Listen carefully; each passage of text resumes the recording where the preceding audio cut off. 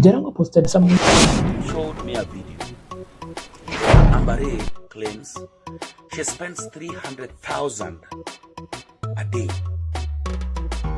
300,000 per day times 24 News. Mambo do the math. Hashtag Do the Base Mtani. Then they started showing me pages of, say, Eric Omondi, who is a champion of this. We can't pay, we don't have that kind of money.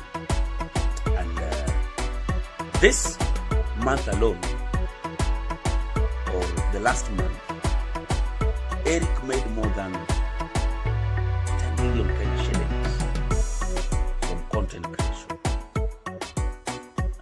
or even more. to do with a 3% tax for content creators. Let me give my own proposition on this matter. Here is my take on how 24 News. you people, Mambo or the people who do not understand content Hashtag creation, Base that you don't Mtani. have money and you are not able to pay the 15% tax, when what you show out there is that you are millionaires. Now, this is some of the things I was being asked when we were going through different content creators' pages. They asked me, for example, your very good friend Oga Obina has turned 33, and he says he's gifted himself a very small gift. And this small gift that Obina has given himself is a VW Touareg 2017, 2018, 2019. 24 Which will News. easily Mambo imechemka. cost him Hashtag 5 to 6 to 7 million, Base depending on Mtani. which car showroom. For one, I agree with Jalang'o that hii ni wimbo ya kujigonga and content creators should pay tax. However, I believe there should be a cap in here. Not every content creator can be able to pay the 50%. Also, what is the base or how do they come to the 50% tax for content creators? Well, business people who are earning below 5 million are to pay 3% TOT. Himself a very small gift, and this small gift that Obina has given himself is a VW Touareg 24 News. Mambo which imechemka. will easily Hashtag cost Base him Mtani. 5 to 6 to 7 million, depending on which car showroom he buys his car. So Obina has turned 33 and has bought himself a small gift of VW Touareg 6 million. Do you know how long it will cost a teacher to save? A teacher who's being taxed to save to ever buy that Touareg. All right. I say that is just one of the cases. Maybe 24 he makes his money from News. somewhere else Mambo that is not imechemka. contribution. Hashtag And they ask me where Base else that is. Mtani. See, That doesn't make sense. Before I go further, I want to say this. The government has done very little to deserve even getting tax from content creators. It's a high time the government fix and make sure that their content creators have a safe environment to shoot their content. How many times have been arrested by the police because they found me maybe shooting in a place where they thought I should not shoot from? I feel like that's very unfair. However, I propose this. Content creators should pay tax, but it should be capped. Only those content creators making at least 20,000 and above should pay the tax.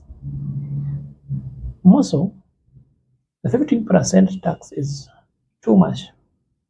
Why don't we allow content creators to pay tax like other business people in Kenya? Let them pay 3% TOT, not the 50%. That is very punitive. Yes, like you are the government, you are telling us that you don't want content creators in this country. That is not fair. Moreover, small content creators will find it so hard to pay this tax. Therefore, I propose this. Allow these content creators, the small content creators, not to pay tax if they're not making more than 20,000 from their content. But those who are making above 20,000, let them pay 3% instead of the 50%. That's fair and that's manageable.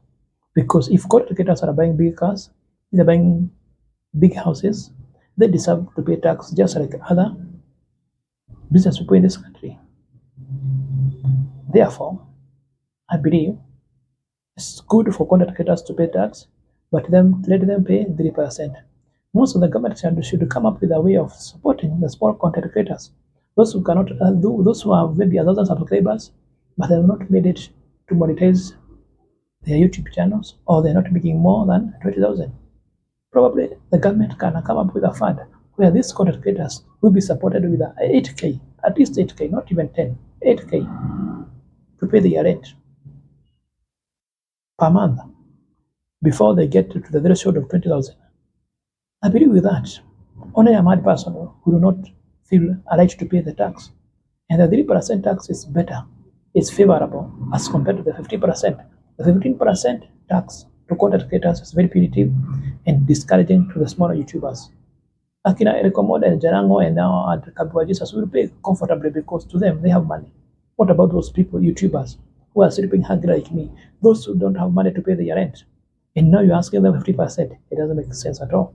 What about those YouTubers who are making 5,000 a month from YouTube? Then you expect them to pay 750. They are left with 4250 for the upkeep. It doesn't make sense. Therefore, I agree. It's a high time now the content creators pay tax, but let it be capped from 20,000 and above. Those earning from 20,000 and above. More so, let's have a way of supporting those serious content creators who have not monetized their YouTube. At least they have maybe 1,000 subscribers, but the watch hours are not yet to the limit of monetization. That's my proposition on the content creation tax that is has and the issue of finance bill 2023. I'm your host James. For the next video.